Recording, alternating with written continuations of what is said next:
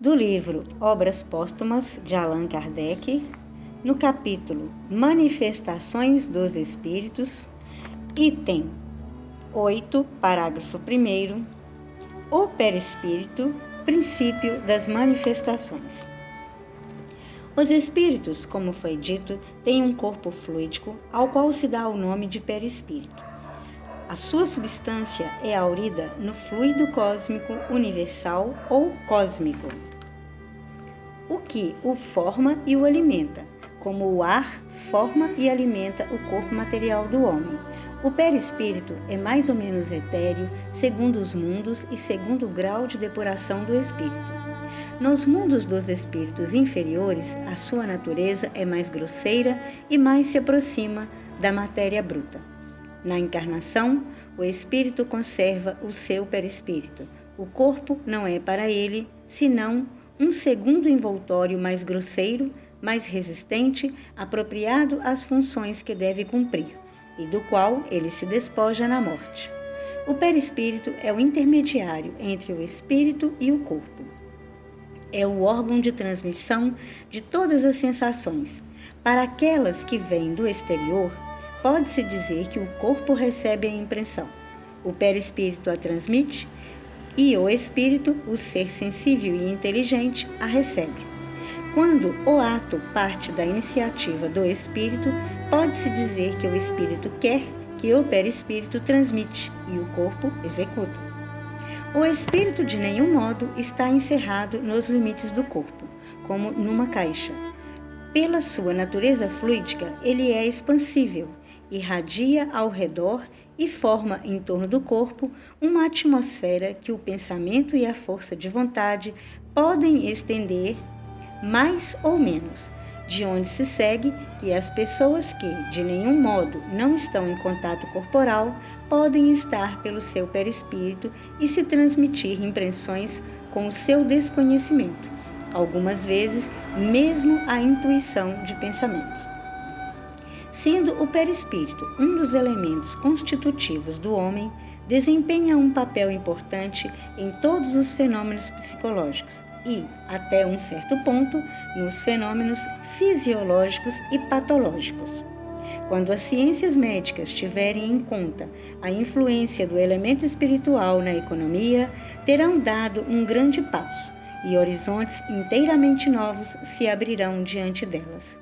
Muitas causas de enfermidades serão então explicadas e poderosos meios de combatê-las serão encontrados. É por meio do perispírito que os espíritos agem sobre a matéria inerte e produzem os diferentes fenômenos das manifestações. A sua natureza etérea não poderia ser um obstáculo, uma vez que se sabe que os mais poderosos motores se encontram nos fluidos rarefeitos e os fluidos imponderáveis. Não há, pois, de nenhum modo, lugar para se espantar de ver, com a ajuda dessa alavanca, os espíritos produzem certos efeitos físicos, tais como pancadas e ruídos de todas as espécies, levantamento de objetos transportados ou projetados no espaço. Não há nenhuma necessidade para disso se dar conta de recorrer ao maravilhoso ou aos efeitos sobrenaturais. Os espíritos, agindo sobre a matéria, podem se manifestar de maneiras diferentes, por efeitos físicos, tais como os ruídos e o movimento dos objetos pela transmissão do pensamento, pela visão, o ouvido, a palavra, o toque, a escrita, o desenho, a música e etc. Em uma palavra, por todos os meios que podem servir para colocá-los em relação aos homens. As manifestações dos espíritos podem ser espontâneas ou provocadas. As primeiras ocorrem inopinadamente e de improviso. Elas se produzem frequentemente nas pessoas mais estranhas às ideias espíritas. Em certos casos, e sob o império de certas circunstâncias, as manifestações podem ser provocadas pela vontade, sob a influência de pessoas dotadas para esse efeito de faculdades especiais. As manifestações espontâneas ocorrem em todas as épocas e em todos os países. O meio de provocá-las, certamente, era também conhecido na antiguidade. mas era o privilégio de certas castas que não o revelavam senão a raros iniciados sobre condições rigorosas e escondendo-o ao vulgo, a fim de dominá-lo pelo prestígio de uma força oculta.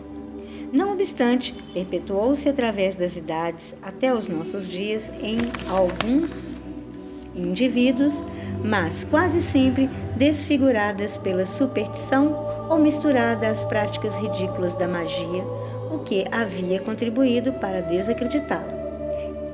Isso não fora até então senão germes lançados aqui e ali.